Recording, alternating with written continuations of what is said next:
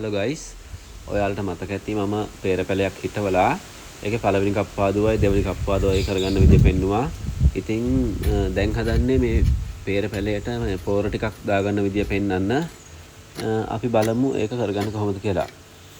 මුලින්ම පෙර පැලේ වටේ පොඩ්ඩක් සුද්ධ කරලා මේ උදැල්ලෙන් පොඩි කානුවක් ආකාරයට හදා ගන්නවා පෙර පැලේ වටේට කානුව හදලා නයිට්‍රජන් පොස්පරස් පොටෑසියම් අඩංගු පොහොරක් තමයි දාන්න ඕනේ.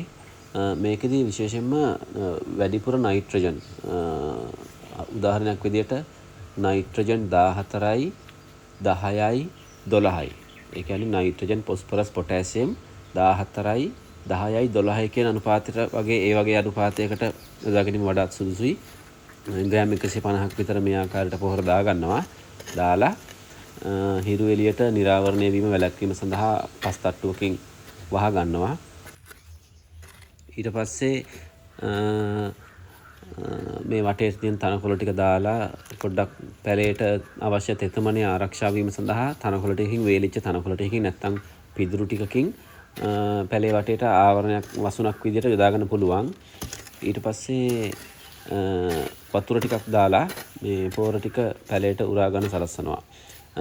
විශේෂයෙන්ම කරන්න ඕන දෙයක් තමයි මේ පැලේට පොර දාන්න කලින් දවස් 3ක් 4ක් විතර වතුර දාන්න නැතුව තියා ගන්න ඕනේ. එතකොට අපිට පොර ටික යොදලා වතුර දැම්මට පස්සේ ඒක පහසුවෙන්ම පැලේට උරා ගැනීමට පුළුවන්.